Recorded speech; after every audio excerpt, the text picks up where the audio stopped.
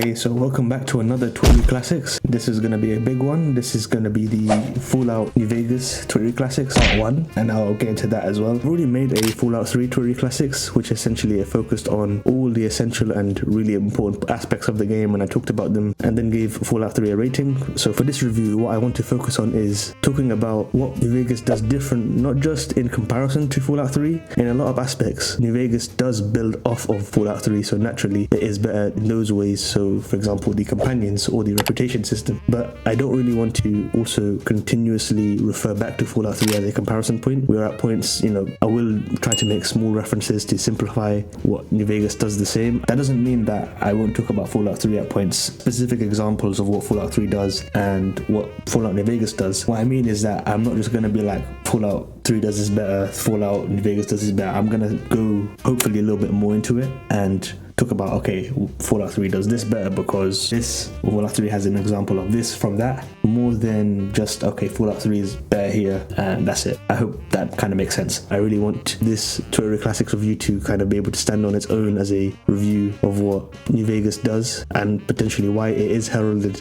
as a pinnacle of the franchise for a lot of fans. A bit more on Fallout New Vegas. As many of you know, it was developed by Obsidian Entertainment, released in 2010, where Fallout 3 takes place in the Capital Wasteland, being a post-apocalyptic Washington DC. New Vegas takes place, as many of you may have guessed just from the name, in Nevada, particularly in a post-apocalyptic Mojave Desert, with the Las Vegas Strip being the New Vegas Strip, but we will get into that later. Originally for this review I had planned to do 3 playthroughs, one being a NCR gun-focused build, the second being a Legion melee build, and the third being a Mr. House Energy type of playthrough. While I might still do the other playthroughs where I make other videos on those aspects in the future as a sequel to this review perhaps, I ultimately did decide to cut it down to just the first playthrough. While this was my first time completing Fallout New Vegas in its entirety, it wasn't my first time trying to get into it. Outside lore and understanding what happens on those subsequent other faction questlines I feel is important, but at the end of the day it just wasn't possible at the current time with this first playthrough carrying into the 70-hour mark without even counting the DLCs. As I said, we may still stream those other 2 playthroughs, and if I do, I will go ahead and give my thoughts either in like a shorts format or maybe a separate large video, speaking about the DLC decision that I made later on in making this particular video. But even before that, originally I was thinking of making it a 3-part review with kind of a mixture of the Red Dead Redemption 1 and the Red Dead Redemption 2 style. So I would have gameplay in this part, story in the second, and then DLCs in the third. Ultimately I did just focus on merging base game into just one review, which will be this review, this part 1, and then having DLCs and all of that in a second video that will release whenever you guys want it. So that's the way I'll approach this review. Just to be clear, this review will be the base game of Fallout New Vegas in its entirety. Part 2 will be the DLCs. Final crucial thing I have to stress in this review, and it's something you'll see in the footage, is that the game is unmodded,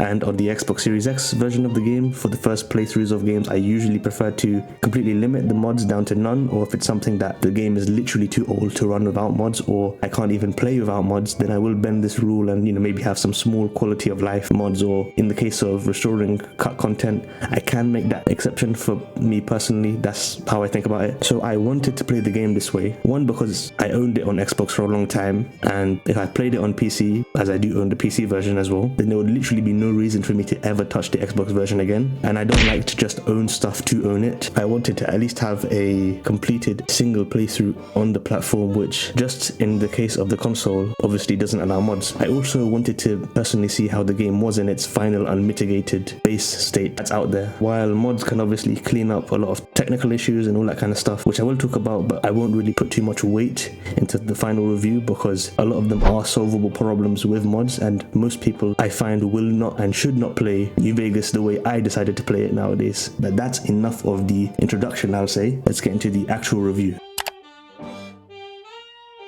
Now, New Vegas has a very specific tone. I will say that encompasses the Fallout franchise as an experience as a whole. Some may compare it to comedy or a lot of dark humor in some aspects, but that might not entirely be correct. I would say it's an extremely dark tone that well counterbalances itself with some brevity or dark humor that also kind of adds to the bleak nature of the state of humanity in the Fallout world. The reason why I would maybe push back on saying it's particularly comedic in its full themes is that there are a lot of moments that are in the Fallout franchise that are just completely dark, horrifying moments exhibiting man's capacity for evil, and I feel saying pure humor being a theme here would kind of undercut those moments. It's more like for me that Fallout has funny moments in darkness than having dark moments in being funny, if that makes sense. Especially in New Vegas, there are at least a lot more of those complete dread type moments, such as the first discovery of the Legion in Nipton, for example, is one of those best moments in gaming for me, from the way it's framed to the barbarity of what happened to the whole town. Other moments with the Fiends I also find important to think about, especially with the first berets and the story of the Fiend called Cook, that is just so nonchalant about what happened. It just like took me off guard in how the incident was described, to Bitter Springs and the NCR massacring the women and children of the Great Khans in their attack.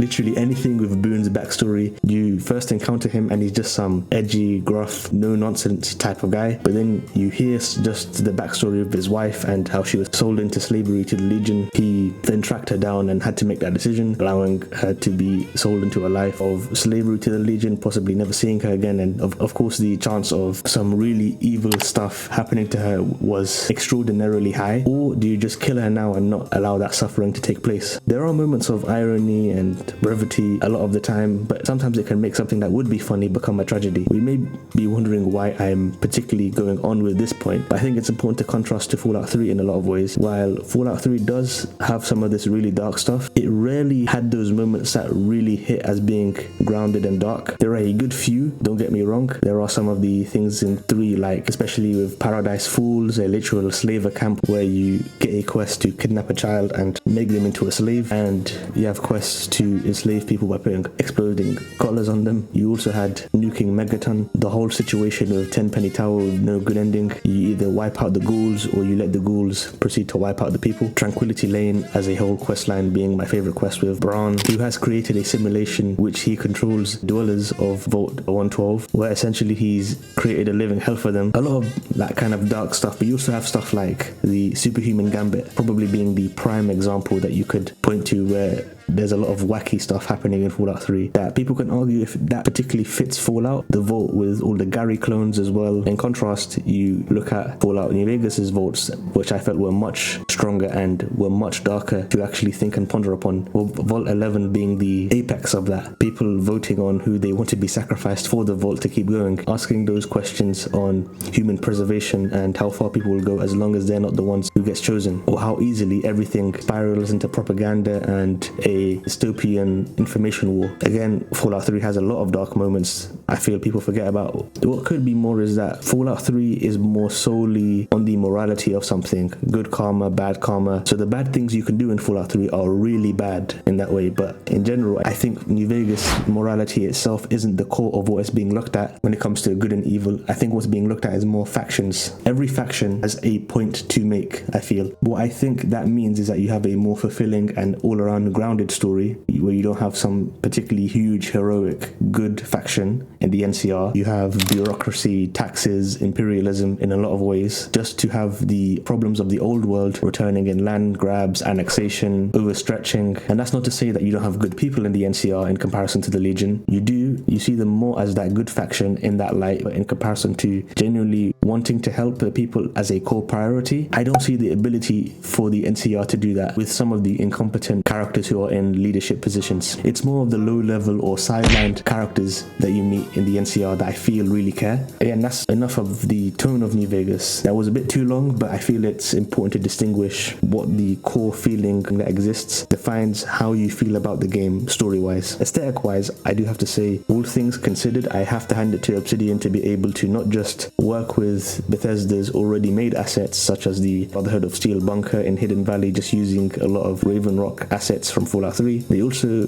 of course, had to make a lot of new assets along with Bethesda's existing, but I think it's interesting to see how they could create something with such a different tone from what came before in just an 18-month time constraint. An issue I can definitely see, and it's actually one of the reasons I bounced off of New Vegas a lot, is that initial look that the game gives you. Infamous orange tint that's over everything, similarly to Fallout 3, which has the green tint, but in my opinion the orange tint feels worse to me. At least the green tint in Fallout 3 conveys a bit of desolate wasteland, oppressive, radioactive atmosphere, you could say, is built as if the bombs had just dropped. In New Vegas, I feel that the orange tint just makes the world look ugly. It does give that more Wild West, constant dust storm feeling to the Mojave, but let's just say there's a reason why one of the most popular mods is to remove it entirely. The actual buildings and look of important structures in New Vegas I really did like, but there's just something about these big popping signs, these cobbled together statues, the decayed but functional feel to a lot of the places and locations have out in the Mojave wasteland that I really love. For example,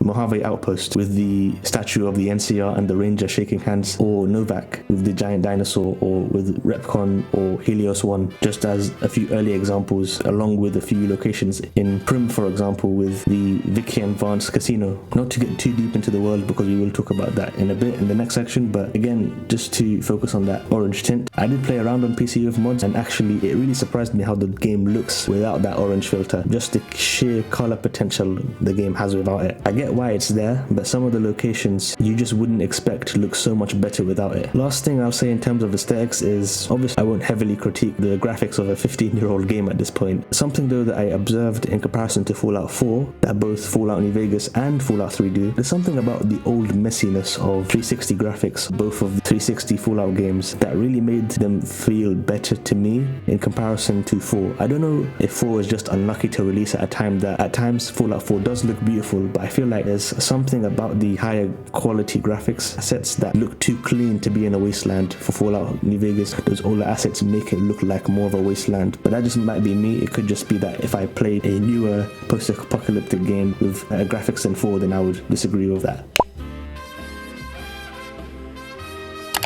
So the world of Fallout New Vegas, I feel, is pretty special in terms of locations, structure. I've always felt there was always something going on. I'll start with the structure of the world. There's always something that's interested me about Fallout New Vegas' map and how it's structured. The path you are meant to take is literally just one huge circle around the map, starting at Good Springs, then Prim, then Nipton, Novak, Boulder City, Freeside, and then of course the New Vegas strip itself. Meanwhile, instead of just cutting off and going in clockwise direction to go much faster away with a giant wall, they actually gameplay or essentially an impossible challenge behind you. Instead, you of course have Quarry Junction with all the death claws around that area, which even at level 30 I would still get one shot by the death claw mother or the alpha death claw. You also have Black Mountain with the super mutants and the Nightkin. You also have the Scorpion Gulch altogether, essentially creating this giant creature wall that you can get past if you sneak or are good enough. But if you're a new player just getting into the game, you're gonna go to that normal path with all the actual content. I will say though that the game does initially do a bad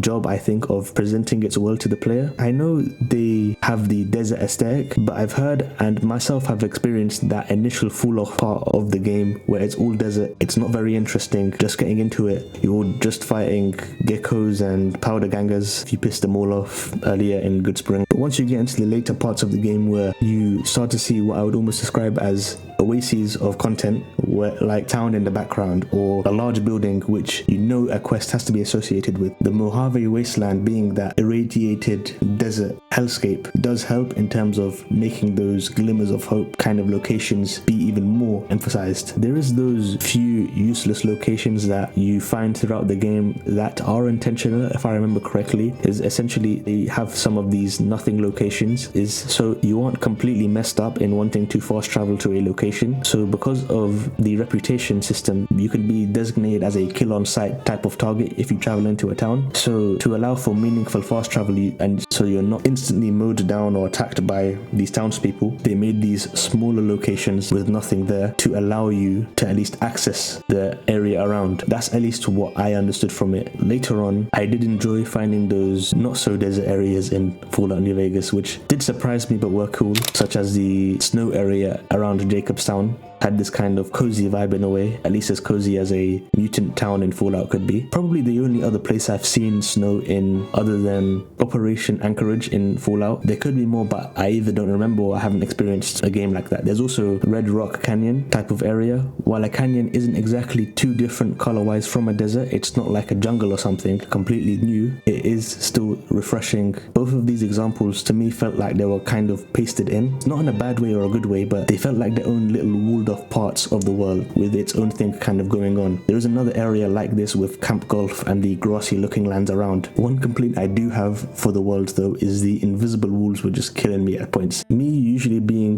Bethesda brained, see that mountain, you can climb it in these types of games. I would literally just have to fight with the game at times to climb up and around areas, which was annoying because of some of the invisible walls that were just like, why? I get for out of bounds type of areas. Climbing a little rock I feel shouldn't destroy the experience to where an invisible wall is there and I can't stand on top of it. One final thing about the world is, as a whole, is the beauty of the New Vegas Strip. Looking from the outside, it's almost always visible from at least the top half of the map, especially at night. I feel like there's definitely some type of symbolism going on here, where you look over at a distance, the New Vegas Strip at the dead of night, complete darkness, but the only light you can concretely see it emanating over the wastes of the old world is the strip itself. Moving on to the RPG elements, I do have to split this up a bit in terms of putting the customization and progression in different sections, because I don't want 50% of this video to be in this section alone. There's a reason Fallout New Vegas is known as one of the greatest RPGs of all time. I'll be honest, it's just unfortunate for something like Fallout 3, because Fallout New Vegas in this aspect nearly does everything better. I don't want to exactly repeat myself from review to review in terms of what Fallout New Vegas does, so I won't go into every special stat and talk about all of that, because I did talk about that extensively in my Fallout 3 review. What I will talk about is what is the new stuff, because I find it interesting how Fallout 3 and Fallout New Vegas can have that huge difference in perception in how they handle RPG systems in the game, but relatively on the surface they look similar. So before getting into what I really loved about the RPG elements, let's just get the bad or redundant out of the way. I believe karma should have been taken out of the game. It's a residual system from 3. It really didn't make sense to be there, and especially how it gets overshadowed or essentially made completely redundant by the reputation system, which is something we'll get into more detail with. I found myself stealing, killing, and just about doing everything in the game, but I still stayed at a very good karma with everything else I was doing in the game. The only real use of karma that I found was at level 50. It does matter for the last perk you can get, but again, a lot of the times in a playthrough,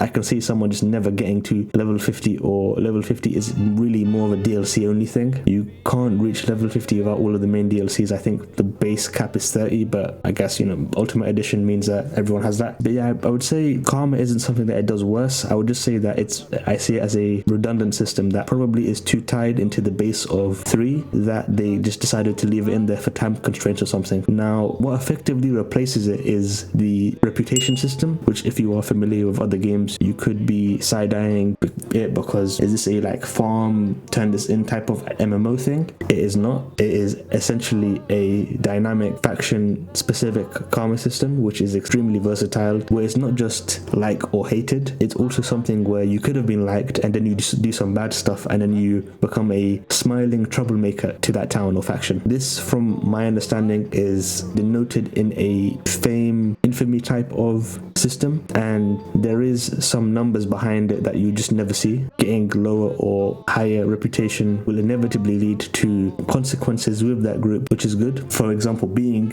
NCR, Legion really didn't like me and sent assassination squads after me. This really then could just have been seen as some of those hired guys from 3, but at least with the Legion assassins, they actually had some really high cap selling weapons, and even some pretty good weapons to loot. But early on, if they came after me, it would really be a problem. There's even small things in general, like being able to access specific factions' safe houses, like with the followers of the Apocalypse, NCR, Brotherhood safe houses, with some pretty decent stuff inside, while it was low durability. There's also smaller specific things as well, with certain factions like the Great Khans having that really good armory hidden near Red Rock, that if you resolve the Boulder City conflict, you can trade with, or if you're just good to the Khans in general, you can trade associated with, the Boulder City conflict in a good way for them, or in a kind of neutral way, and where they get away. Last thing I want to mention when it comes to this, because it is just an extensive system that I don't want to get into every nitty-gritty detail of each interaction that takes place,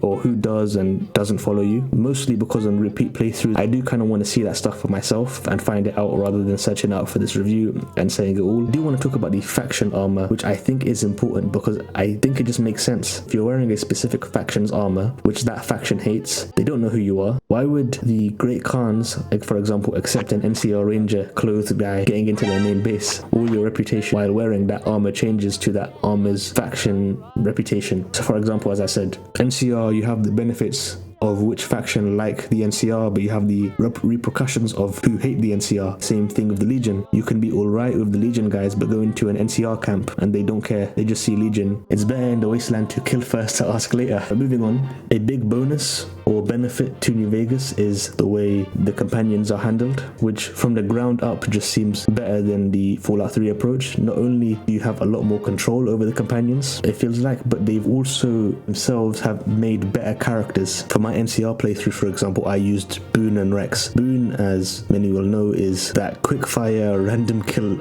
on a Cazador 10 miles away sniper type character. Very nonchalant at the beginning. As I said, he's very edgy, with him seeming like this ultra serious tough guy type of character. He also has that specific quirk where you cannot engage with the Legion with him around whatsoever. He hates the Legion for obvious reasons. So there will actually be points where, even if it's a friendly Legion area or something that can perhaps be diplomatic, Boone literally stops you and he says something like, we go in there, I'm popping off, I don't care about any plan, I see Legion and I shoot. And that translates to him auto aggroing any Legion characters that you come across. What I'm trying to point out here is the difference in the gameplay, because you choose to have Boone, you have that consideration of, is he worth it? Definitely not if you're a Legion character. Other companions I'm sure have these different quirks about them too. Like Raul, I took in an earlier attempt at playing New Vegas. Eddie, the robot, has its own side thing going on. I like these little quirks and they really added to the companion experience. Like if you take Boone's first recon beret out of his inventory, he asks for it back. Especially if you take Fallout 3 as that comparison point, it really felt like Fallout 3 has a follower system. Like you might have a important character as a companion, but they weren't constantly a choice beyond your karma and some really stupid decisions they make in that game with the ending. But regardless, a small distinct thing is the companion decision wheel they had, which was not present in Fallout 3. Choices were of course made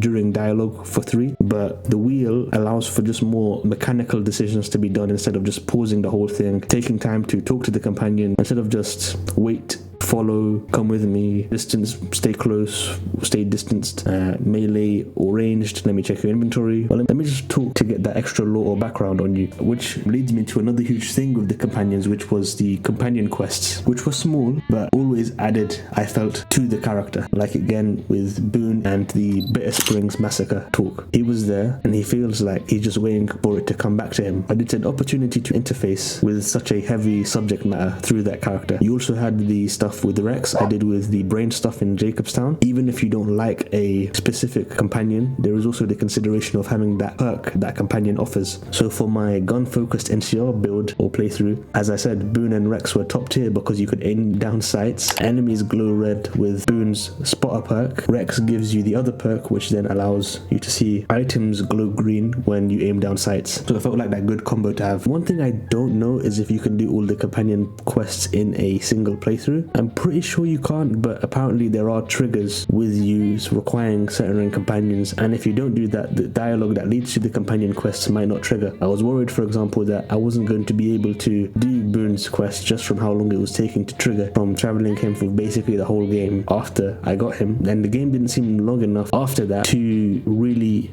do that with every companion organically, unless you had some specifically optimized order to go ahead and play the game with. Okay, I'm going to spend this amount of time with this companion, have him until this point of the game. And so for me, playing the game like that, it doesn't seem intended and it doesn't seem particularly fun, if that makes sense. It kind of just takes the fun out of the experience, you know? Traits are something that earlier Fallout games had that are reintroduced into Fallout New Vegas. What these are is they essentially act as perks, but unlike perks, specifically, they have a downside as well to them, as taking them could be an interesting quirk or an interesting unique aspect to your character, such as dealing more damage or having higher crit chance, but your weapons points degrade faster, or having a certain set of skills increase in points, but that leads to other still useful skills decreased. You also have the 4 eyes trait, which if you have glasses on, perception is +2, but without glasses you're permanently -1 to perception, and the -1 will be used to calculate if you've met perk thresholds. By the way, small frame, you have +1 agility, but you are more fragile, stuff like that. You of course have stuff like Wild Wasteland, which essentially switches the game up a lot with a lot more goofiness and Easter eggs that typically you would experience through random encounters. From what I understand in Fallout 1 and 2, instead of packaging that into the base game for everyone, if you don't like that, you can just not choose Wild Wasteland and you won't get the funny kind of Easter egg type moments. It is a lot of changes though. I think they swapped, for example, the peaceful ending with Leggett Lanius with a joke that then makes it so that you can't talk him down in the final battle. It is mostly small Easter eggs, but still nice to see them even bring that over to the DLCs as well, so there are changes there. I guess the downside of it is you don't have a specific other trait to choose, and of course, by the way, you're actually free not to take any traits at all if you want. If you just want a baseline kind of playthrough and you don't want to experience a kind of kiss for a curse type of mentality with different traits, which is understandable. It is something that adds that variety and replayability to each one of your New Vegas runs, so it's really stuff that I love. Again, more on to stuff that is present in both Fallout New Vegas and Fallout 3 with skills, special perks. I don't really want to go into detail in all of that stuff again like I went into Fallout 3 with that Torii Classics, largely because it is just similar with distinct and important changes that do make the difference in perception. Charisma is largely the same as Fallout 3 being a dead stat, except apparently it does have a bit of use with the companions in a hidden stat. You'd never guess from looking at it in the game though. What you'd expect from charisma is you'd be able to persuade people better, but at this point they still haven't fixed here that a lot of the checks are speech checks. While charisma affects your speech, you can level up speech by yourself pretty quickly, so there isn't really a reason to waste points on charisma as a special stat like that. Perception also I found is not largely good, not like a dead stat, but I'm pretty sure it just affects the range where you detect enemies like in Fallout 3, but it's not what you would expect from what the game presents. You might think that it would affect VATS, which it just doesn't. Agility and luck were really what I went with in my NCR playthrough, really bumping them up to 9 and 8 respectively, and then getting them up to 10 and 9 later on with implants. Strength is standard for carry weight and melee, so I held back on that. Endurance, intelligence were important with being associated with health and skill points respectively. Similarly, in Fallout 3, endurance did have the extra benefit to being tied to implants, which was cool. Per point of endurance, you can get an implant from the New Vegas clinic, which of course allows you to increase the special stats of your choice or some other improvement to your character for a lot of money.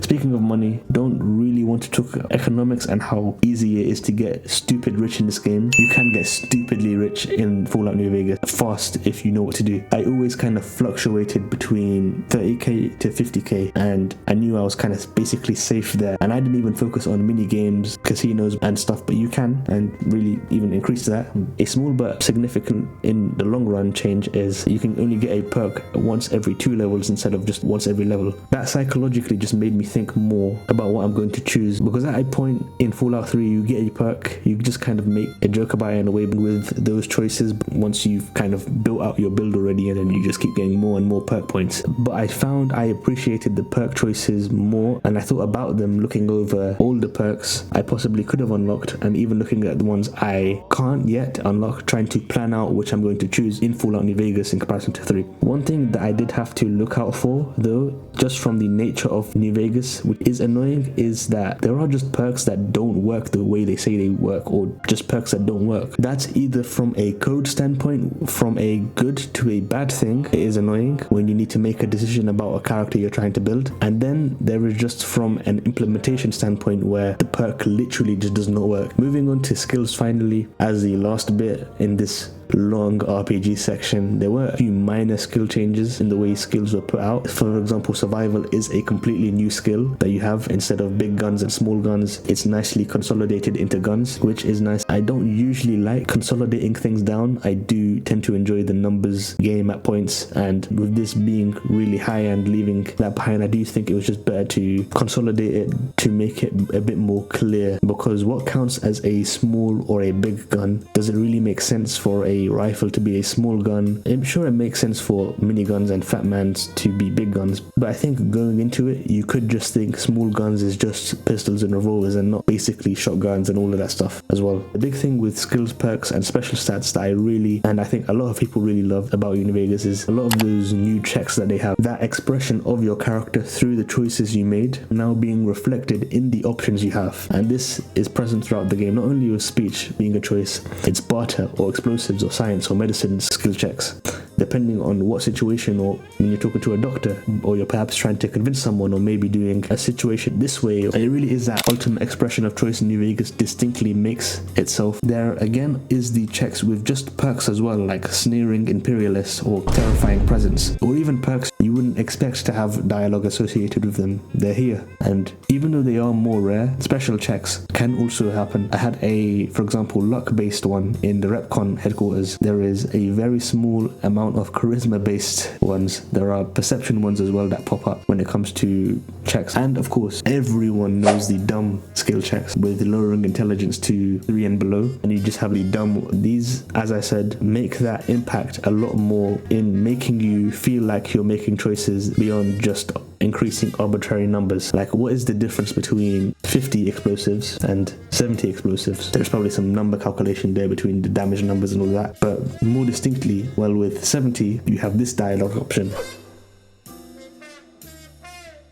Onto progression and customization. These are of course being key RPG adjacent elements, but still, again, I don't want the RPG section to go on that much longer, so I cut this out of that. What I mean by progression and customization is once you get into the world, of course, you choose how your character is going to be, how does it feel to progress with that character, how much do these aspects matter. And on the customization side, looking more at gear, weapons and other things such as crafting, how specific you can get with how you really want to curate your character. Early on, unless you go with a really optimized way of playing, I don't see how you wouldn't at least have that initial low-level struggle, specifically when it comes to you not being able to access those more powerful perks or weapons. It definitely feels like early on you do struggle a lot more, especially when it comes to not being able to do something. That hard cut off when it comes to science and lockpicking, and you just not being able to lockpick at lower levels, and the hacking minigame just devolving into the shut off when you reach one attempt and then restart if you're able to access the terminal at all. Like, again, with lockpicking you might not even be able to start hacking. I will say though, there is a point right before the strip around Boulder City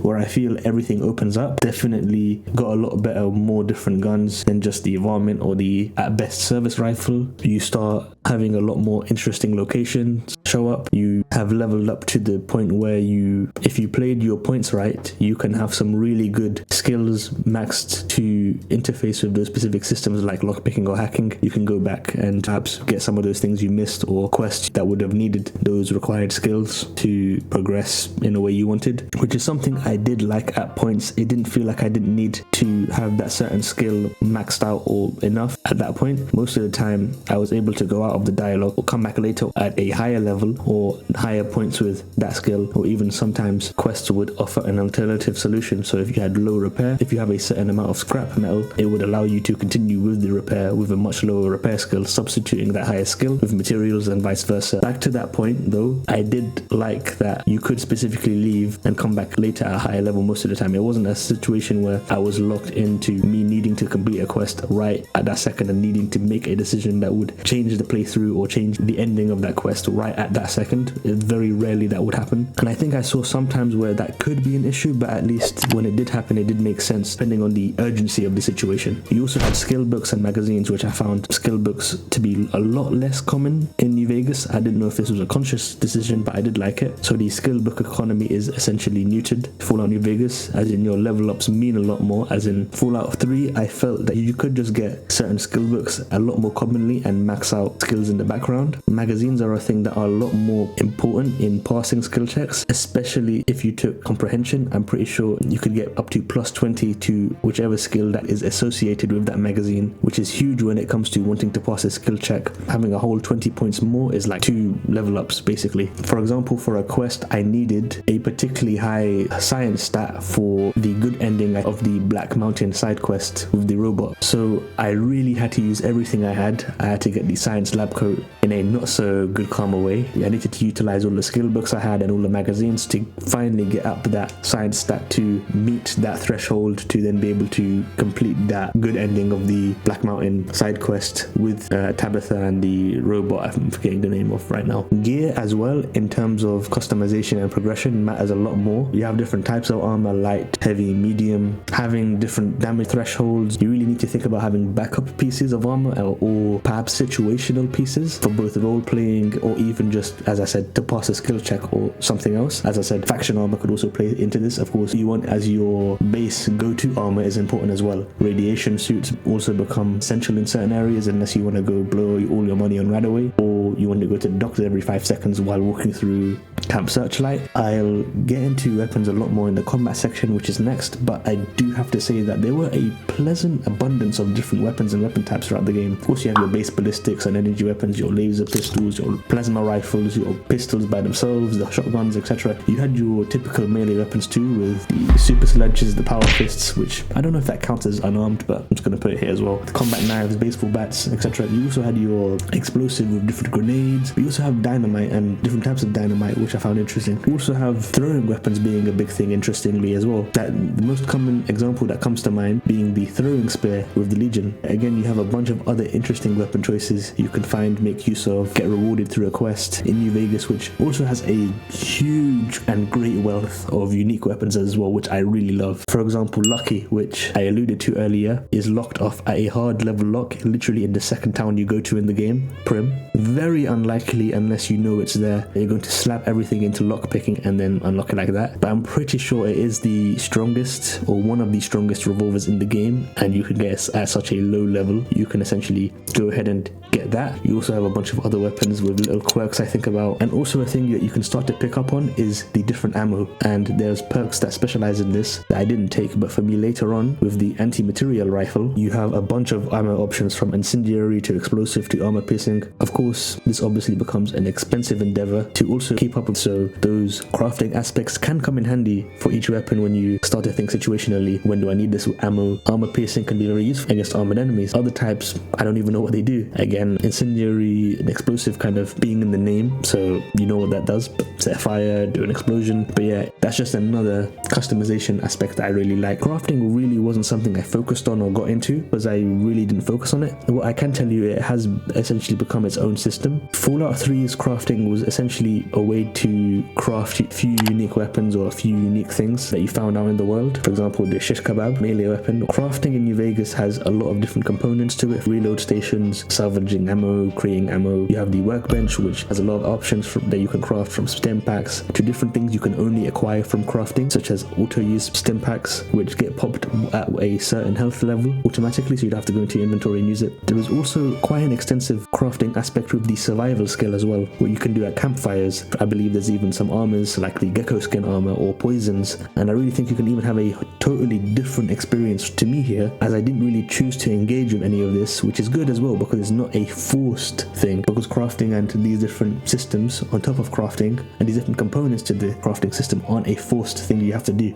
Weapon modding is also another thing they added with Fallout New Vegas, as suggested by the name, and with many other similar systems throughout gaming, it essentially acts as a ability to modify specific weapons. This was really more fleshed out, I found, in the Gun Runner's Arsenal DLC, but the base functionality still existed in Fallout New Vegas, I think, as to the point that I very rarely found either weapon mods or already modded weapons. One thing about weapon modding in Fallout New Vegas is each weapon mod is associated with its specific weapons, which means that you don't have a suppressor for all gun types as a mod. You have the suppressor for the sniper or the suppressor for the anti-material rifle. You have to either go out, find, buy from a vendor, potentially that specific one that you want for that weapon, which is an interesting approach, but I don't know how much I specifically liked that. Final thing I wanted to mention progression wise was the challenge system they've added to Fallout New Vegas, and this doesn't entirely replace the special perks that you could get, but it definitely had an effect on just perks you could go out and get in comparison to a Fallout 3, which I felt had a lot of quest specific perks. Fallout New Vegas has a lot of challenge specific perks associated with that challenge. While you don't exactly see those a reward for a specific challenge beforehand, which can be annoying. Some of them are just XP, which is okay, but sometimes when you get that new perk added and it gives you a buff against that specific enemy, or it just gives you more chem addiction resistance, it feels good to at least have that acknowledgement that your actions at least have an effect on your character. In that way, it feels a bit checklist-like, but it is just something in the background ticking away, more than you specifically going out and working towards them. When it comes to the combat in Fallout New Vegas, in a general sense, it largely has the same pros and cons as Fallout 3. In terms of gunplay, you do have that same kind of rigid or jank feeling that could be used to categorize Xbox 360 Fallouts as a whole. Even for shooters at that time, they didn't really feel great. Fallout New Vegas does have the benefit of having aim down sight. Melee combat, again, largely is the same as Fallout 3. Functional wise, obviously build wise, I felt a melee playthrough or even an unarmed playthrough is completely viable in New Vegas due to the added perks and the support weapon wise for it. VATS is still pretty OP in just freezing the world and targeting a specific body part for the most effective shooting experience, but I did find myself being able to just shoot normally in New Vegas a lot more than I did in Fallout 3, and that could be a problem of you overusing VATS because the gunplay is so jank. But I felt that Fallout New Vegas, while it had the jank of the gunplay, it was still something I could work with on a base level, and I don't know how to describe that difference. They did some rebalancing, I think, with certain perks that did make Fallout New Vegas's combat more interesting. You can still become an absolute beast, but it wasn't handed to you. Grim Reaper Sprint is nerfed heavily in Fallout 3. It recovers all your AP on a VATS kill, which essentially turns Fallout 3 into a turn-based shooter. If you kill an enemy at least every VATS activation, you could basically turn the game into a complete VATS joke. Fallout New Vegas's Grim Reaper Sprint only recovers 20 AP,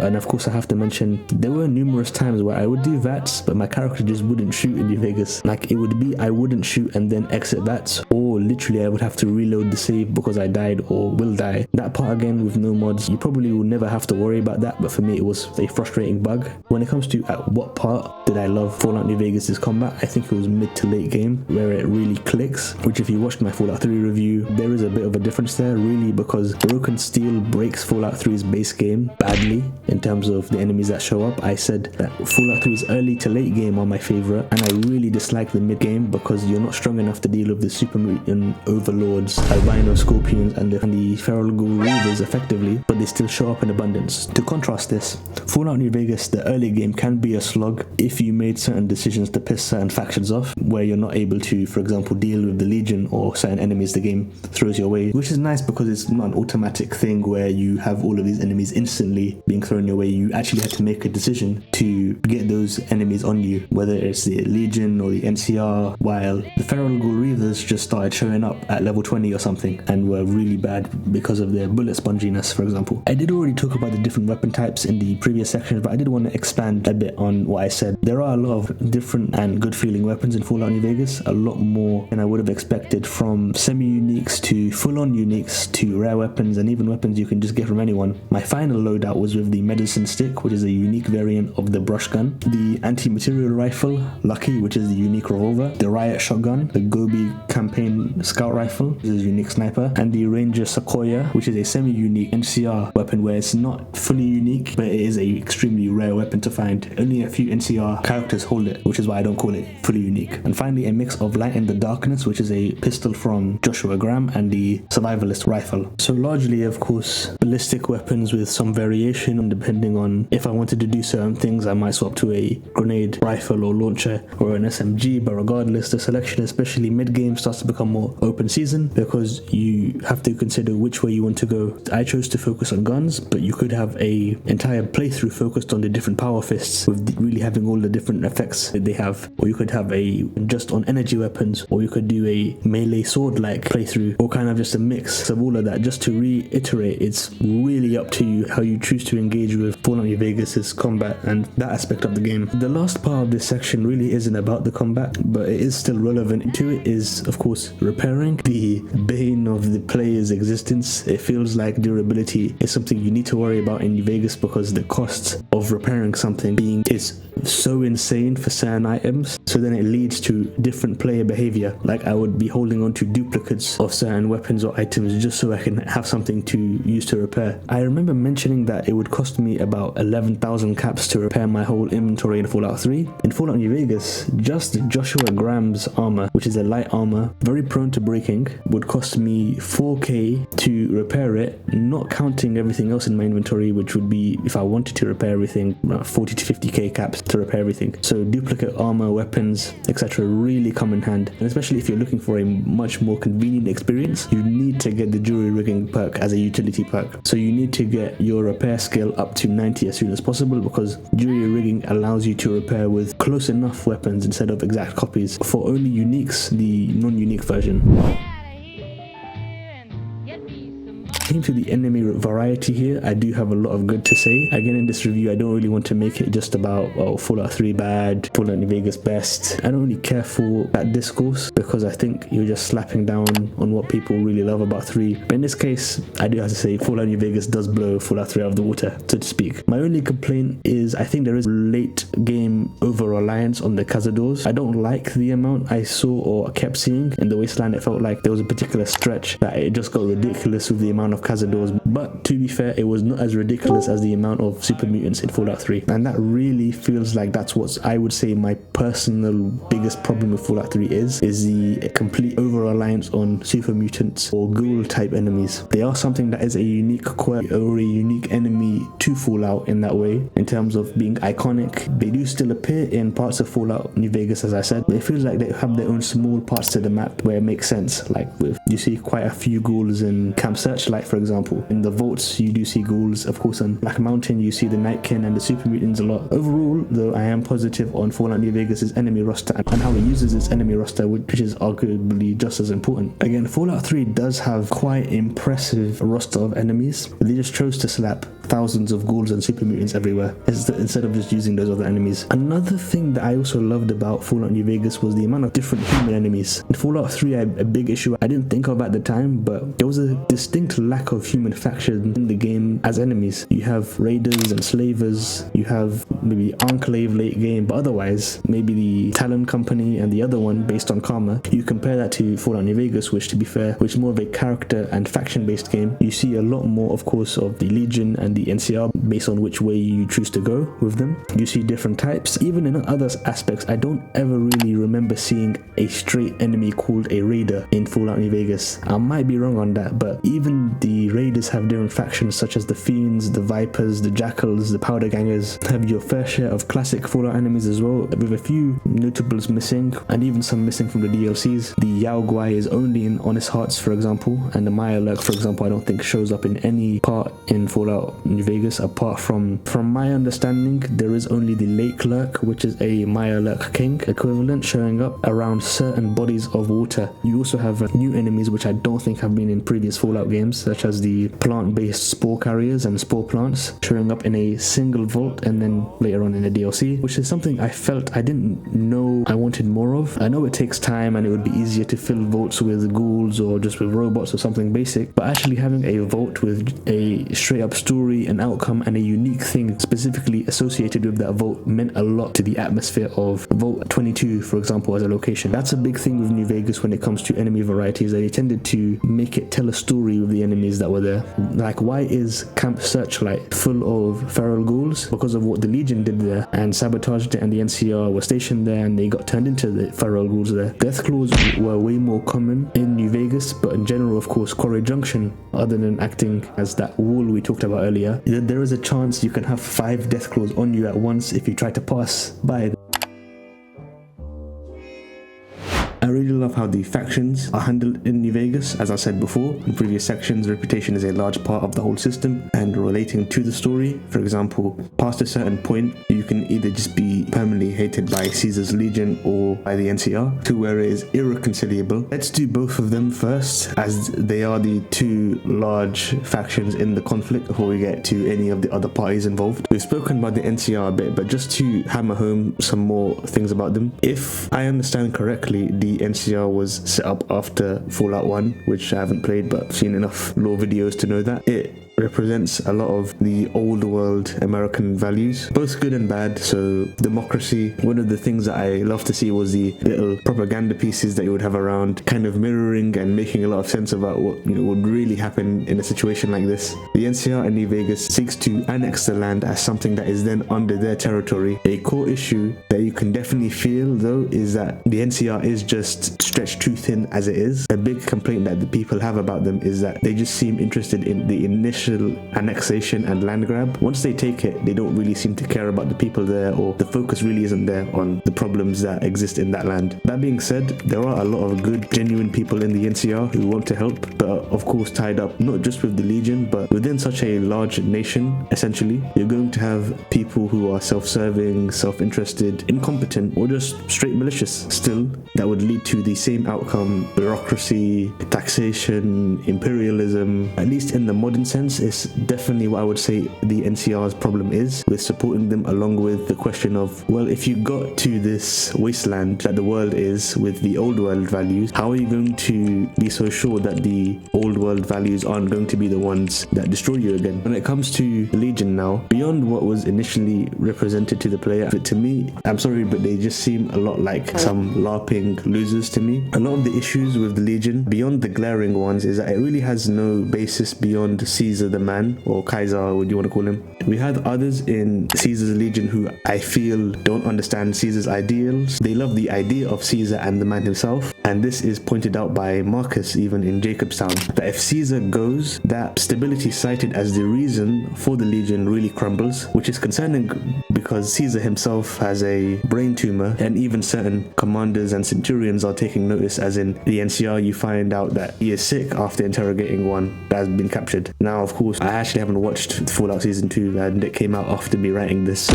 if there's any new stuff about Caesar's Legion, about how it continues on, that's kind of separate, just as a separate note here. There is the other stuff about the Legion when it comes to the brutality, the clear contrast to the Roman Empire, the crucifixions, the beheadings, the slavery, assimilation, subjugation of whole tribes, and really things that even in the wasteland, do you really need such a large force in control with that kind of a mindset? It's the age-old question of flawed democracy or a secure but brutal dictatorship. It's also worth mentioning that even to really even get into the Legion's content, it feels a much more out of the way, just from the nature of what they are. The NCR is the dominant force due to the win at the first Battle of Hoover Dam, and depending on who you help, influence can wane on either side, such as in places like Nelson, for example. There's that whole battle there in the side quest. A cool thing I finally want to talk about, but I think is more important to distinguish for when we talk about the other factions, that at the core of both the NCR and the Legion, they are both expansionist in nature. They are both large forces bringing, and both definitely forcefully imposing their ideals, their ideologies, and ultimately their way of life onto the people of New Vegas, to varying levels of if they care about them to begin with. Who's to say they conquer New Vegas and then they just move on to the next state to conquer while siphoning resources from the people? Albeit one is much worse in what they may consider taking and what they may be willing to do in the Legion, but you still can't ignore that core part of resource extraction, conquest is a part of both. Now in terms of, does this make Mr. House and the Strip a viable option? Because from what I've gathered from my limited interaction with him, is that he's not really interested in restoring America to under a vision or ideology. I think he just cares about New Vegas, as in the Strip itself, restoring that, and anything else is kind of a tertiary thought for him. And let's be honest here, if that really is better, you'd still have a authoritarian technocrat elitist who is obsessed with old world tech rotting in a pod to extend his own life. Is that really the person who is a better choice? I would say he would have a greater stake in New Vegas, but for himself, not for the Mojave, and certainly not for his people. But again, I don't think I did enough research or interacted with him enough to fully be able to definitively say enough about Mr. House. Mr. House is one of the most interesting characters in the series in my opinion, so I would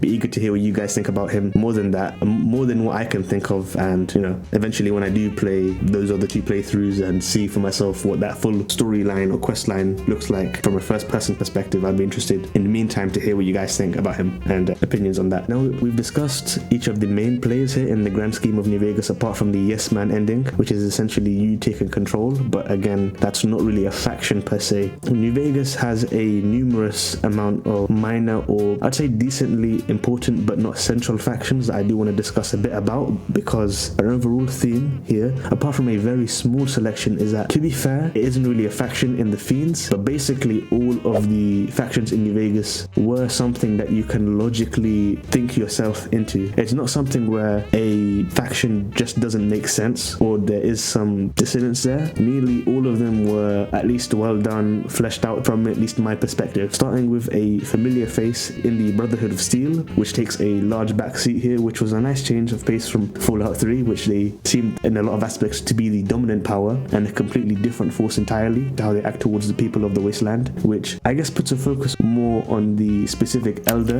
in game, or even in terms of the studio making the game. We could see that just outside of the game, Obsidian considers the Brotherhood in a different manner to how Bethesda Game Studios does. The Brotherhood seem to have their consistent ideology intact, which is the preservation of old world tech and really holding it away from the hands of the irresponsible that caused this mess in the first place. That doesn't mean that that old world tech is necessarily better in the hands of the Brotherhood. That remains to be seen in a lot of cases. The Brotherhood in New Vegas is extraordinarily weak, literally being confined to a small bunker in the middle of a dusty valley. They still have that firepower, yes, and on many occasions they've clashed both ideologically and physically with the forces of the NCR. I do like to see the Brotherhood like this as a specifically opposing force to the existing power structures and not being so dominant in the way, essentially being in control of the whole area. I don't really think they work as well like that. I think the idea of not liking others to have destructive tech of the old world and being these hoarders and these sort of self-righteous fanatics in a neutral, I'm looking out for myself kind of way is good. To contrast this, we can take a look at factions such as the Great Khans, mainly drug dealers, and I felt would be relegated to a more antagonistic factions in a lot of ways, similar to the Fiends. While you do work with them, it is one of those things where you see how the Great Khans, where they've got to, they work with the Legion with the hope of growth in their influence, and they believe at the time that the Legion's interests align with their own. You could find out later on that from the Legion side, they definitely do not, but that's in some side quests. They absolutely hate the NCR, and many could say rightfully so. The NCR killed many innocent civilians of theirs in terms of the Bitter Springs massacre when they took Bitter Springs. One thing I would have liked is to see more from them throughout the game. It definitely feels like you see them in a couple of places and encampments, but otherwise they do just fit into that minor faction status a lot. Even a weird little enemy faction such as the Powder Gangers, I could see how they got where they were, being NCR convicts being forced into labor for the NCR on the infrastructure. You can of course see themes of exploitation, systematic neglect, who got their infamous knack of dynamite and explosives from training from the NCR, which completely backfired. The worst part is that with the Powder Gangers in a stuck situation like this, essentially done so much that they cannot stop, and they understand that some of them conflict on what to do, and your choices do affect their survival or their complete destruction if you so want. And that really points to the idea of what a NCR governed New Vegas could look like. While the Powder Gangers were convicts, it is important to remember that not all of them had done something crazy bad. They were just in the NCR correctional facility, so that could be anything from a mass murderer to a political dissident. And this really points to the idea with the NCR that it's only our problem when it becomes our problem. And of course that's a large worry with the NCR, that unless something is inhibiting them, they will definitely not dismantle any type of oppression that exists or what would be called undemocratic behavior, as long as it benefits them. A faction I wish we got more of is the Followers of the Apocalypse. From what I gathered, they definitely the most humanitarian or wastelander focused faction in the game. They're actually out there helping people one person at a time, but they're trying to work with all the limits on them. One thing I could point to is how they act kind of in a naive and definitely scorning way towards the NCR. Let's be honest, the followers of the apocalypse are not capable physically or in any other mode of enforcing how they feel. It's not a might makes right mentality to me, but I just think it's easy to criticize from where they are, the NCR, and their methods, because the NCR does hold control, barely, and very much to the point that the Legion is a threat, but the NCR did win. And in my eyes, the Fallout world does not support the idealism of the followers. It's either decided by military might, technological and geographical control, or ruthless and brutal opportunism. All things that the followers do not have. Let's not forget who Caesar was before becoming Caesar. He was a part of the followers of the apocalypse. I don't know the full thing, but what kind of thing did he see in them and all the other factions that then led him down to become the man he became? Now, do I think they're again a particularly bad force to exist? Of course not. As I said, they're the most interested in education, medicine, giving the wastelanders a fulfilling life from a perspective of them being on that same level. But again, do they have that power and even really that capability scale-wise to help everybody? Maybe even if combined or working with other factions to substitute, they potentially could, but it does risk them getting sucked into that imperial vacuum. The final one I'll talk about, without getting into the strip families or any of the smaller towns that you can call distinct factions like the Kings, I do want to talk about the Boomers, originally from Vault 34. They are ultra isolationist, and even to get to the Boomers you need to survive a field of getting shot at by missiles and explosives with a large focus on weaponry. A field because of the, of course, vault they came from. They see others as savages. Because of what kind of firepower they have, they become an essential player in the second battle for Hoover Dam, I believe, on either side, especially with that ultimate goal of the bomber in the lake. Now, a huge part of New Vegas that I feel is the center of a lot of people's love for the game is the main story. And I have a lot of things to say about the main story of New Vegas that is positive, from the iconic opening to the setup in Good Springs with establishing a clear revenge, or at least trying to find out why story with Benny and obviously the platinum chip later on. You being a simple courier, wrong place, wrong time, destined to the grave. How in its first act, you going to chase down Benny. There's a clear thread from location to location, but then building on from that thread, and bone, muscle, and the meat being the content in the hub areas around, and these strong narrative points that overall support the story. Now, I engaged with the story in my own way. I didn't go out of my way to specifically hunt down Benny. It was something that was secondary to me, I'll be honest. I basically did everything around specifically to avoid finding Benny in reality. The game could have been a much shorter game within for 72 hours, I believe it was at the end, especially with how the second act plays out. As I said, the initial beginning of New Vegas' story up until Nipton I generally find weaker, not in terms of writing or setup, but in general. If there's any time I'll drop New Vegas, it will be that initial Prim, Good Springs, NCR correctional facility type time. Once you start going to Nipton, Novak, Boulder City, I find that is a particularly strong point, especially with how the game is paced. One thing I'll praise about the story of New Vegas is the ability to present plentiful choice and consequence to the player. For example, I say in Novak, to find out where Benny went, one of the lookouts says he'll tell you if you take care of the ghouls at the Repcon testing site. From there's a whole large meandering quest that you can do, and it's a iconic and fun side quest experience which has its own branches and its own choices. But before that, even if you want to know from this guy, still knows where they went, you can pickpocket him, you can kill him, and he'll have a note basically saying they went to Boulder City. I know that's essentially a fail safe just in case you fail or get into a kind of unwinnable state with the ghouls in Repcon, but I still think it's a good choice to have on the roleplay side, where you can just be that asshole and be like, who do you think you are? If you know and you're trying to bribe me to help you out here, and you just kill him. And New Vegas is filled with that kind of stuff. It's actually the next major location with Boulder City with the hostage situation, as well as another example. You can become friendly towards the Great Khans, or you can backstab them here, or you can just kill them outright. What I think is the best kind of example for this choice and consequence, do it how you want mentality, is the credit check to get into the New Vegas strip in the first place. You can do the credit check, which is 2,000 caps, which to be fair is basically nothing in New Vegas, at least to someone who is actively engaging and doing side stuff, collecting weapons and armors and then selling them. I had 50,000 caps at this time, so it was not an issue when I tried to get into the New Vegas strip. But if it is, you can actually just hack the robot, or you can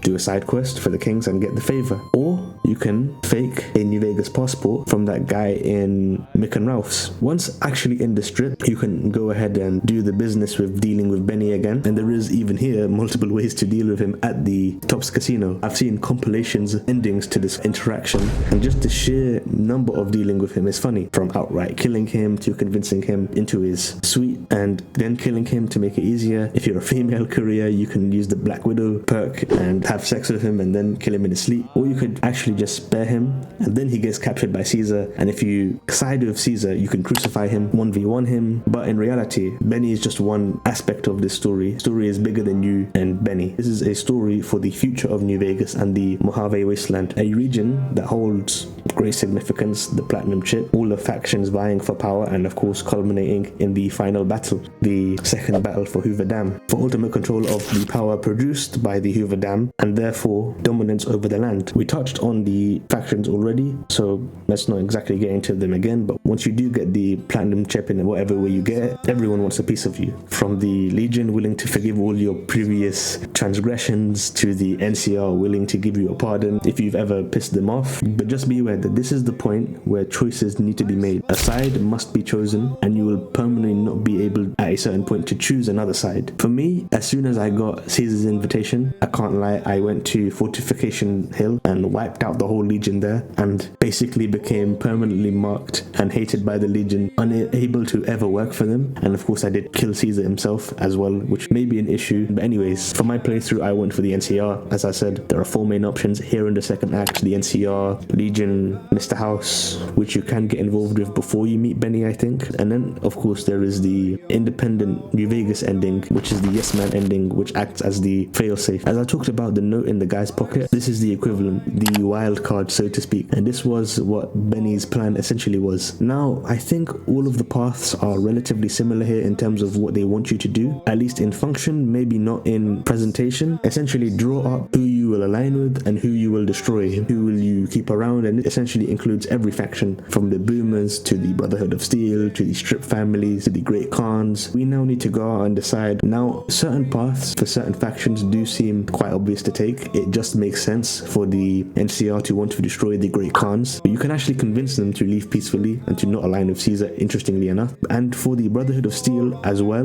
with the NCR, actually only aligns with the NCR if you left the current elder in charge, who is the incompetent one. Will you be able to side with the NCR? If you choose to get rid of him and replace him, the leader that would be in charge will not make peace with the NCR. For the Kings, for example, I liked how there was the option of assassinating Pacer, is what the NCR tells you to do, or if you still have the favor from the king, you can actually just use that favor to tell him to make peace with the NCR. And I thought that was a good, interesting tie in back to ultimately choice there with the Kings. If you wanted the way into the New Vegas Strip, you could have used it for that, or you could have used it for some other things, but you can also use it for making peace with the NCR, which was, I thought, very good. Side content in RPGs is always an important thing that we have to look at, and New Vegas is no exception when it comes to what counts as meaningful side content. I will just say now that I'll skip side quest and exploration, as they do have their own kind of dedicated sections, so I can give examples of what I'm talking about. But yes, the most significant side content in New Vegas are these 2 side quests and exploration, but there are other examples such as mini games in the casinos, something like Caravan, which you can play as soon as you start the game. There's even unmarked quests, which I think make up a lot of what you can do and find in New Vegas, more than I initially appreciated. I feel there's of course the challenges that we talked about before as a kind of side content. Of course a lot of them are just kill a certain amount of enemies, but there are those 1 out of 1 objectives to do as well, which tie into exploration and side quests, or even specific outcomes. Very random and interesting encounters could fall in here again, but a lot of those again are tied to Wild Wasteland, so if you don't choose that as a trait, you probably won't see them in terms of people out in the wasteland who are willing to talk in random encounters. There is the Star Bottle Cap staff with Sunset Sarsaparilla, and that kind of ties into exploration, but that is more of a targeted goal. If you collect enough of them, you get a unique weapon. On top of that, there is just kind of self-made accomplishments or side content that you might want to do for the fun of it, like as we mentioned, getting unique weapons. That's not a specific type of side content that the game points you towards, but it might be a certain goal that you set for yourself. Getting a high reputation with certain factions could also count, and of course the opposite could count as well, with getting a very bad reputation, depending on how you want to spend your time in New Vegas and who you want to be. And finally, I do want to say I like how the world world reacts to what you're doing in the side content a lot, especially with the radio changes and stuff like that. That really feels like you're doing something. People will go on talking about that random courier guy who helped or hurt us.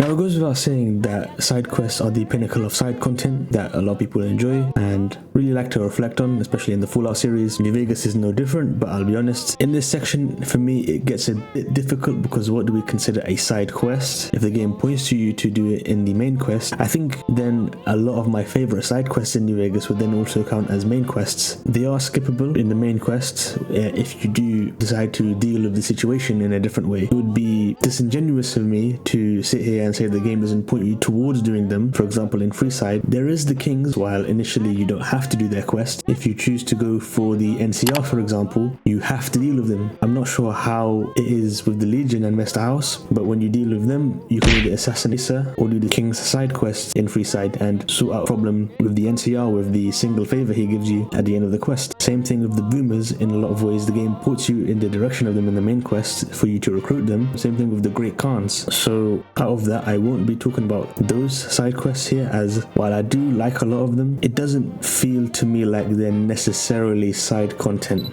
More like optional content, I feel would be more apt to describe them as. Now, that being said, I don't believe this to be a bad thing. It's just something that came to mind when writing this review. While I had sorted out these situations like side content, I found a lot of these little optional content pieces and side missions. Naturally, I did the quests not knowing that I was going to be pointed to them later on as optional main content. Is that just a synonym for side content and I'm just being picky? Let me know how you guys feel about that kind of approach. I won't be talking about companion quests and unmarked quests, as I did talk about them a bit before, but they could definitely also fit in this category of side quests. But again, in this section I will be talking about pure side quests, so like my Fallout 3 Twitter classics. Because I did the NCR playthrough, I can't speak to the Legion focused side quests, so that might be for another day. So I'll go through this in a top 5 manner. Going with number 5, I will say the side quests in the Thorn area near West Side for me was pretty high up there. Now this side quest's face value seems like a classical fetch, kill, get type of fetch quest, which I get, but trust me, when you actually look a bit deeper here, it's really a commentary or a satire on romances in games and how silly a lot of them are when stripping them down. You have Red Lucy as the head of the Thorn area, and take note of the dialogue in this quest because it's important. That I was surprised why there was this crazy sexual dialogue with this character, but the more and more you kill more dangerous creatures collecting the eggs, she starts praising you as well. It really is that stripped back. This is how ridiculous this actually is in games. This is done so badly when you look at it in this framework of having this transactional, I'll give you monster eggs and then romance box ticked, no emotional context or anything. You also get the dinner bell too as a shotgun, and the Thorn itself is a cool little place that changed up the feel of the game as this arena that you could go fight in or bet on in matches. Now again, it's not some crazy deep quest in terms of objectives and choice and consequence, but when you look at it as a satire or design they put in there, it is very amusing, and I wanted to mention it here in this section. Quest 4, I would put Return to Sender. Now this is another one of those quests that feels objective wise is not a particularly strong one, but for me at least, when you get it in the game, it does a few things for you here. You're tasked with upgrading the radio tech in each of the ranger stations around the Mojave. Instantly here you have a good journey you can go on, as the ranger stations are a decent way apart from each other. So on your way I feel it gets you to different content as well, encouraging more exploration, and early on if you do this it can feel like that, but again it's pretty simple. Go here, talk to this person, and then it's fine. That's not where the quest ends, however. You then get told that there's a bunch of obviously crazy and just false info coming from the ranger stations you just visited, so you need to go back and assure these reports that the Legion are attacking the station with super mutants, for example, isn't true. This then confirms and then isolates that someone feeding false info to the NCR to Hanlon, the head of the Rangers, and I found the conversation with him to be really striking, and it's stuck with me so much until now. He's an example of someone who's in the NCR and I think really cares about the people, but in a lot of ways he is crazy. What Hanlon's plan is essentially he understands the ineffectiveness of the NCR, especially when it comes to the Legion. They're ruthless and and he believes that the NCR really doesn't have what it takes to stop Caesar in particular too, which is interesting. And he recognizes that it is really unfair to the NCR troopers. These aren't people who chose to die for nothing or for this idea of the NCR. These are just kids or newbies, at least at his age and perspective, and through what he saw at the first Battle of Hoover Dam. So what he wants to do in the second Battle of Hoover Dam, if you allow him, is to sacrifice the Rangers for the sake of the troopers. The Rangers chose to be a Ranger and they put their life on the line. Troopers are naive and they have their whole life ahead of them, and they really don't deserve to die like that, in some sense of false glory. After this is revealed, the cat is out of the bag. Now it's up to you if you let him do this or you threaten to turn him in. There is apparently another choice at this point if you did choose to kill Caesar already, and that is probably the best ending for this side quest. I didn't kill Caesar at this point, so I chose to turn him in, and let's just say he didn't exactly agree with that. That shot came from the chief's.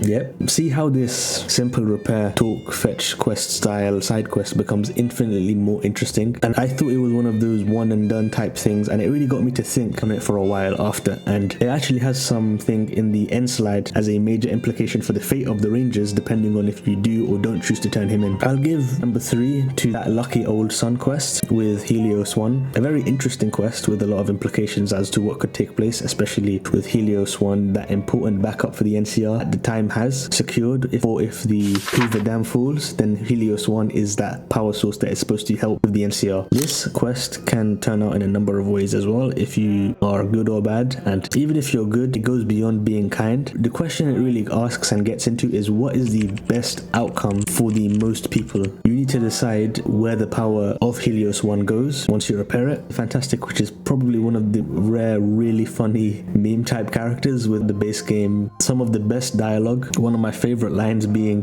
they asked if I had a degree in theoretical physics. I told them I had a theoretical degree in physics, just to encapsulate his character. On the other hand, he's of course just interested in fixing and then getting paid, so he'll tell you to route the power to Camp McCarran. Other scientists there, however, is most likely the first time the player will encounter in New Vegas a member of the Followers of the Apocalypse. He'll essentially tell you, while you can route it to the NCR and power that, they really won't have the most benefit, because regardless of if the NCR loses the dam, they still have more than enough power. Meanwhile, many wastelanders just don't have any power at all. So it's your choice to route it to benefit to the NCR, who, let's be honest, is this going to be some sort of huge boost or benefit, or is it going to be a drop in the water? Or instead, spread across the power of Helios 1 across the Mojave wasteland and allow a little power for everyone, with some outages and brownouts, but at least power is there. There are other options too, like frying everyone at Helios 1 with Archimedes, or perhaps other options I didn't find, but this was in general a great quest that you should definitely take a look at doing in any New Vegas playthrough. Now, for number 2, you can say what you want, but for me, a good old kill this specific assassination or bounty type quest will always be fun to me in Bethesda-like games, of course made by Obsidian, but it's kind of that Bethesda model. So I've chosen 3-card bounty. Definitely not the deepest or craziest story-wise as a side quest, at least on the surface. Just some good old fiend hunting. But if you look into some of the lore, especially around Cook, the fiends in general need to be wiped out, just from the examples of the savagery. Digging a bit deeper into why the NCR want to kill them beyond the fiends was interesting to me, and that aspect where if you wanted the full reward, you couldn't explode or really damage the face, otherwise it would be questionable if you actually killed them. So if you wanted that full reward, you needed to not explode their head or not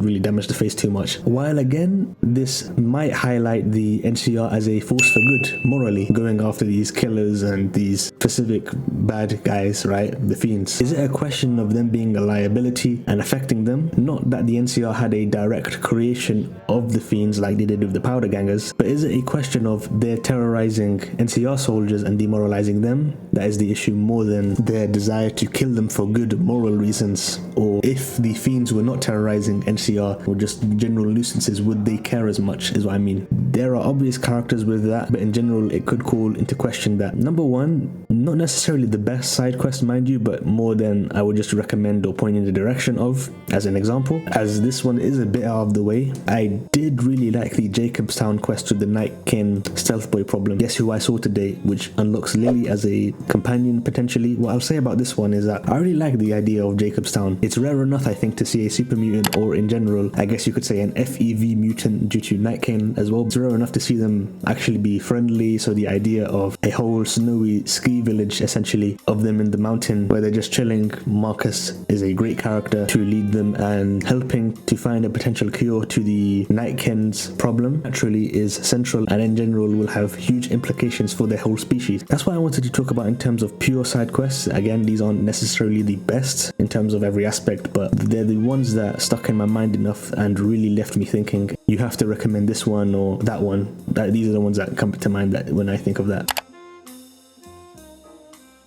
We can't conclude the side content section without talking about exploration though, as exploration in of itself is, while closely linked to side quests, it's as its own beast in many RPGs. Now New Vegas, when it stacks up, does it, as I said before, have some great locations, but there are also some filler there, and it does get disappointing when you have been walking somewhere and you find it just to be some barn or some random cave or shack with nothing else attached. But these mainly act, again, as I said, as fail safes for the player if you mess up when it comes to factions and reputation, when you need to fast travel to a place or around it so you don't get instantly eviscerated by said faction. Also, in a general sense, the idea of just having locations that exist and don't have anything tied to them isn't necessarily bad. It can actually make those special locations that you come across stand out more, one could say. If you're expecting every location to have some type of side quest, story, reward related to them, then it becomes less believable, and it also lets the player take it for granted a lot more, and maybe that's why I initially felt a bit less full when it does have a lot of that content if you know where to look. Now in terms of the standouts, of course, we can't mention Fallout without the vaults themselves, and the ones in New Vegas to me are particularly excellent. Maybe if you want to push back, I can see maybe Vault 3 or Vault 34 being an argument against. Vault 3 was a control vault, so there isn't some crazy dark experiment there, but in the process the dwellers there were so naive that they let motor runners, fiends in, and they killed them all. So there's that aspect where if you find Vault 3 a good or a bad place, or if you want to just wipe out the fiends, that's your prerogative. It's not a bad vault, it's just different in terms of that being the main base, I believe, for the fiends. Vault 34 could be seen as bad just for the awful radiation that is there. It wasn't as bad as Camp Searchlight in my eyes, but in a lot of ways it was up there in terms of high rad areas, which can also just be annoying, or the basic premise of, you know, it was just ghouls there, it's nothing special. Not to go into every vault, but you did have some standouts in terms of Vault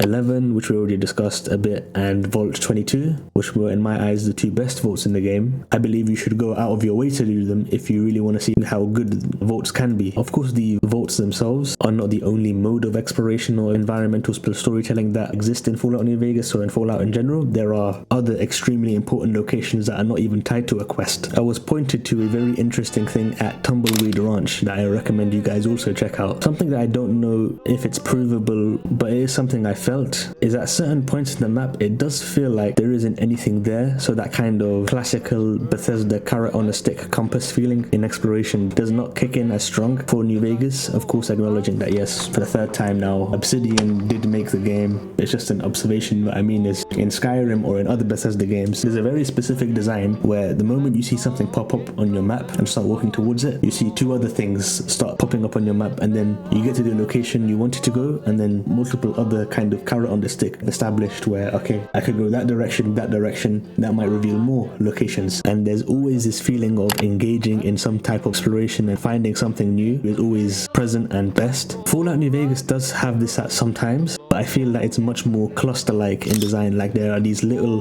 clusters of related content or locations rather than a continuous large amount of stuff to do around you. Now, I'm not saying that's a good or a bad thing, it's just up to you what you prefer as just an overload of breadcrumb content when it comes to Bethesda, or do you prefer that much more dead zone filled but deliberate and perhaps potentially more narratively cohesive design in a lot of ways with New Vegas and Obsidian? Of course, the apex of these clusters would be the meaningful settlements you come across throughout the Mojave Wasteland in the forms of towns and places where people are, such as Novak, Prim, Freeside. In a more town-like sense, you also have the bases for the NCR and the Legion, like both Camp Forlorn Hope, Beta Springs, Camp McCarran for the NCR, and Cottonwood Cove, Nelson, and the Fort for the Legion, I believe. And these act as quest hubs, of course, for content, and act as that relief for when you find them that first time. You wonder what kind of story or interesting thing is up with this place, because there is nearly every single time when you come across one, some sort of catch, quirk, extra bit of history, or just something to appreciate about these locations, even in something like Sloan as well.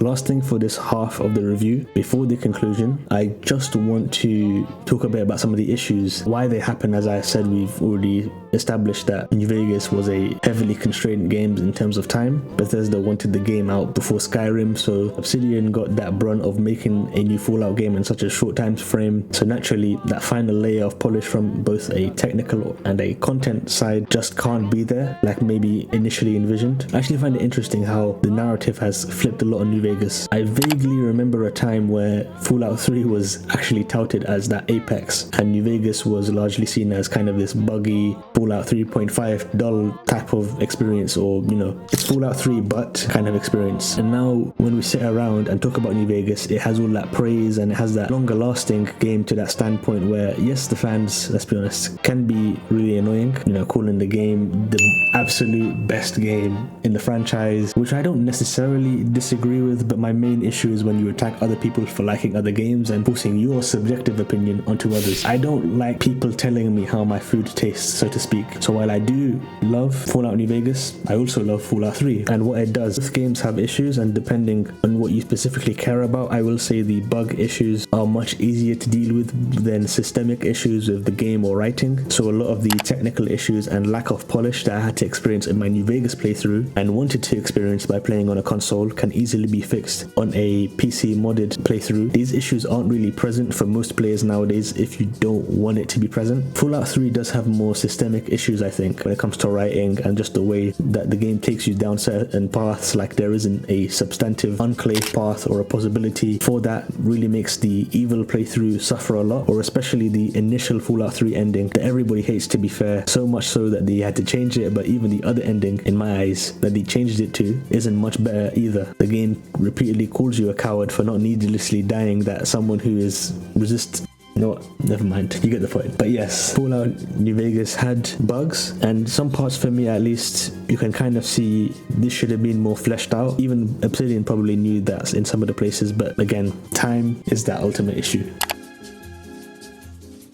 So it's not too hard to work out here what I'm going to say in terms of recommendations, but just to say it concrete, do I recommend that you play Fallout New Vegas? I think if there is any single quintessential Fallout game that you should play, it should be New Vegas. Now, something that I do think about quite a bit now due to streaming a lot of games is, if you are new to a series, how should you play through a series? What to play first in terms of getting you ready in context of the series? Obviously not really focusing on the pre-Fallout 3 Fallouts, because that is its own important but different beast, as I do worry if you play Fallout New Vegas before you play 3, I do think there is a residual disappointment with 3. You guys can say how you feel, or how did you guys get into the franchise, but to someone like me who had played 3 first and then played New Vegas, I feel it would be problematic for my view of 3 if I had played New Vegas and then played 3, because of how much New Vegas builds off of that foundation and has a lot of additive aspects. System wise, makes Fallout 3 feel a lot more shallow.